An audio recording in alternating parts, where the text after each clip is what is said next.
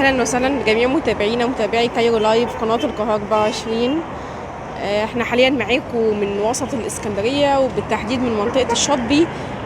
بنغطي معاكم. المفروض ان النهارده اول ايام سقوط نوه المكنسه، ودي يعني يعتبر اول نوه شتويه بتتعرض ليها الاسكندريه بشكل قوي، وهي يعني كل سنه بتكون من اقوى نوات الشتاء. احنا حاليا معاكم من كورنيش الاسكندريه، زي ما احنا شايفين في حاله غيامه كامله. يمكن حتى لون البحر حتى نفسه قالب على لون رمادي، وكذلك في سحب رماديه. فزي ما احنا شايفين يعني حاله الطقس ممكن هتكون باينه من الصوره ان في حاله غيامه. يمكن اسكندريه مش الطبيعي ان لون، خصوصا في الوقت ده، ان بيكون لون البحر فيها قالب للون الرمادي ده، وكذلك السحب مش بتكون بالشكل ده. فاحنا لو نلاحظ معاكم ان في سحب بيضاء وفي جوانب منها سحب رماديه مسيطره على سماء الاسكندريه زي ما احنا شايفين. ويمكن النهارده كان في توقعات من هيئه الارصاد الجويه ان هيكون في اول ايام نوه المكنسه، اللي هي المفروض هتكون على مدار 4 ايام، هتبدا من النهارده وهتكمل على مدار 4 ايام. نوة المكنسة من أقوى النوات اللي بتتعرض ليها اسكندرية كل سنة، وبتكون شديدة الأمطار. فإحنا هنكون معاكم في تغطية. يمكن حتى الآن مفيش أي سقوط للأمطار، ولكن زي ما احنا شايفين يمكن هركز معاكم على السماء، في سحب مغطية سماء الإسكندرية بشكل كامل، أو المكان اللي احنا فيه كله بالكامل فيه سحب. فيمكن ده مؤشر لسقوط الأمطار، وفيه بالفعل تنبؤات سقوط الأمطار. ده مبنى جامعة اسكندرية، ويمكن احنا شايفين يمكن هو الجانب الوحيد الإشارة الوحيدة اللي واضح فيها اللي هيبان فيها السحب فوقيها. لكن زي ما احنا شايفين طريق يعني كورنيش البحر بالكامل في مغطياء السحب. طبعا دي أول نوة شتوية بالفعل بتتعرض ليها اسكندرية السنة دي. يمكن كان في عدد من محافظات مصر تعرضت بالفعل لنوات شتويه خلال الايام اللي فاتت، وكان من ضمنها طبعا محافظه اسوان بالكوارث اللي حصلت فيها. فاحنا لكن اسكندريه بالفعل ما تعرضتش لاي سقوط امطار الا بشكل طفيف من حوالي اسبوعين.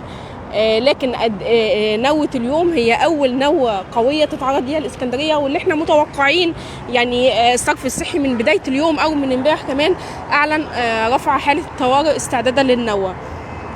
النهارده عربيات الصرف الصحي يعني قالت إن هي هتبدأ تنزل الشوارع بكامل طاقتها، وكذلك شركة المية قالت ان هي سيارات الشفط المية اللي تابعة ليها هتنزلها الشوارع. وده لان اسكندرية لما بتتعرض لنوات شتوية بتكون النوات قاسية، وخصوصا نوة المكنسة اللي احنا على وشك الدخول ليها دي بتكون من اقصى النوات الشتوية. فيعني متوقع ان لو في سقوط كبير للامطار ان يتم التعامل معاها من الصرف الصحي وشركة المياه. الشمس بالفعل هي الشمس فعلا طالعه، لكن زي ما احنا شايفين اهو يعني السحب مغطيه بشكل كامل على السماء. يعني احنا دلوقتي المفروض ان الجانب اللي فيه الشمس السحب مغطيه بشكل كامل عليها.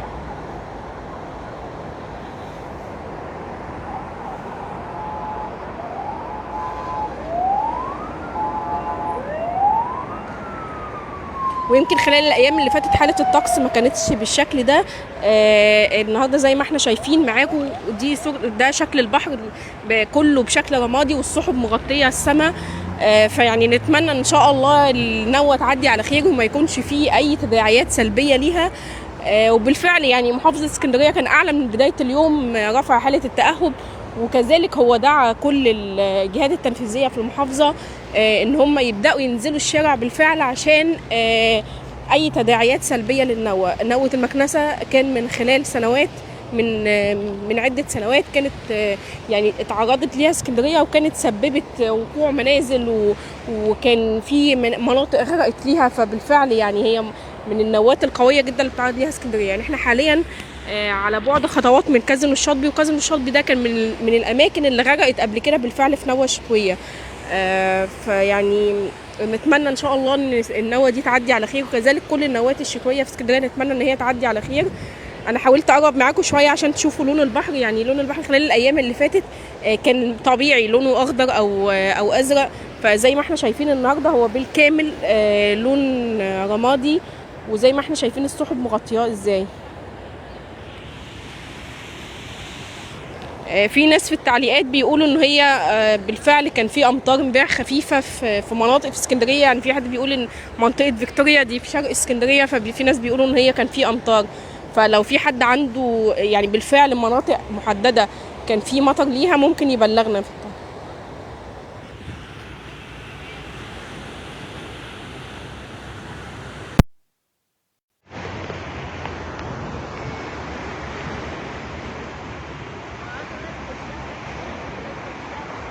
لا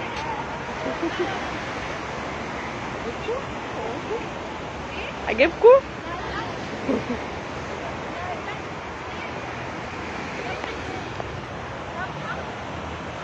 القاهره 24. القاهره 24.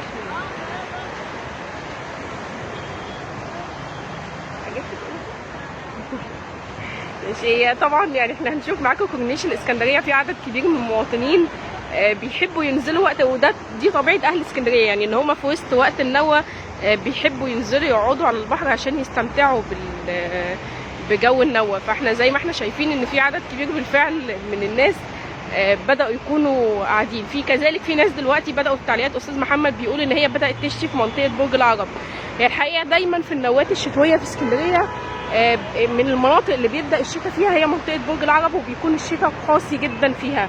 يعني حتى لو في اوقات وسط اسكندريه او شرق اسكندريه مش بيتعرض لمطر، لكن في الغالب دايما منطقه برج العرب بيكون النوة المطر فيها اقوى من اي مكان تاني. فنتمنى ان شاء الله ان النوة دي تعدي على خير.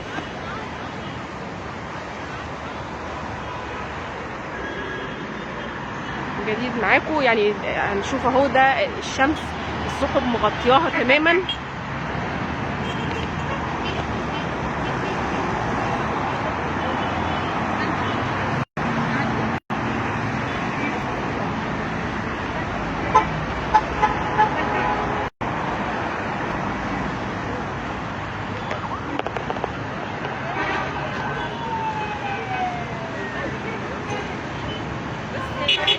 ده معاكم المشهد بالكامل، السحب اللي مغطيه سماء الاسكندريه زي ما احنا شايفين. يعني مكتبه اسكندريه على بعد خطوات مننا، ويمكن لو هنعمل زوم معاكم شايفين دي مكتبه اسكندريه، شايفين السحب حواليها مغطيه المكان بالكامل. وكذلك ده مبنى جامعه اسكندريه وزي ما احنا شايفين كذلك السحب مغطياه.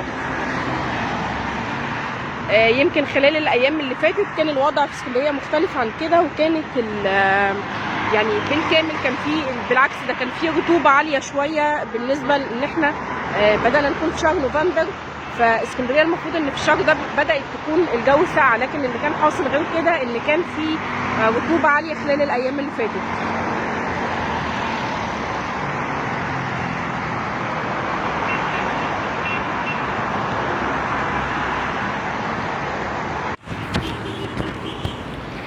يعني في ناس في التعليقات بيقولوا ان الجو وحش في اسكندريه فمش هيجوا. لا بالعكس، الجو ده من احلى الاجواء اللي ممكن الناس اللي بتحب الاجواء اللي فيها شتاء او مختلفه، فالجو ده هو من احلى الاجواء اللي ممكن حد يجي اسكندريه فيها. يعني في ناس اصلا بتحب تيجي اسكندريه مخصوص في الجو ده، خصوصا ان الجو لسه ما بداش يكون ساقعه. فطبعا الوقت ده في اسكندريه هو من افضل الاوقات.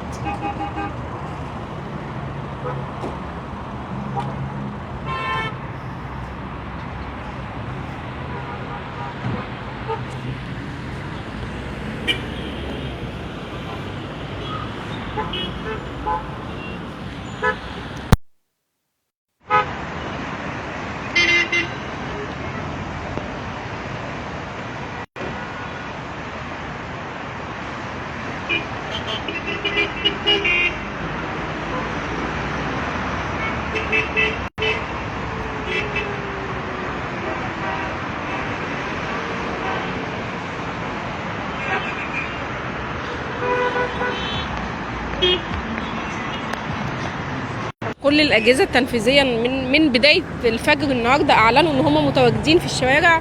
محافظ اسكندريه دعا كل رؤساء الاحياء ان كل رئيس حي يكون بيتجول النهارده في الشوارع، بحيث ان اي منطقه فيها تجمعات امطار يتم اعلام الجهات المسؤوله زي شركه الصرف الصحي وشركه الميه، بحيث ان هم يتعاملوا مع سقوط الامطار.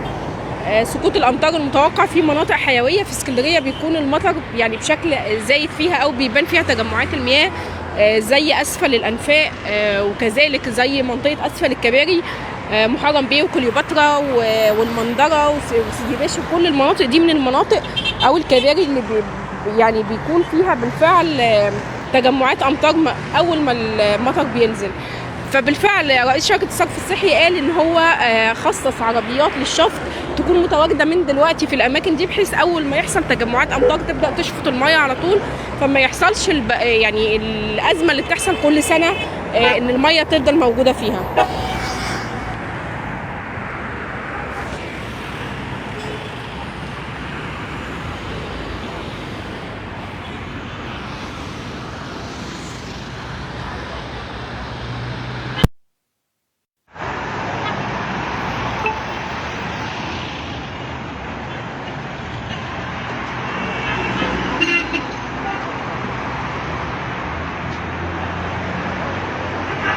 نتمنى ان شاء الله ان النوة دي تعدي على خير، ويعني كل الاجراءات اللي بتتم من الجهات التنفيذيه في اسكندريه عشان النوة تعدي على خير وما يكونش فيه تداعيات سلبيه للامطار، نتمنى ان هي تاتي بثمارها، وان شاء الله النوة واحنا هنغطي معاكم اول باول وقت ما يكون فيه تساقط للامطار، وهنغطي حاله الشوارع في اسكندريه.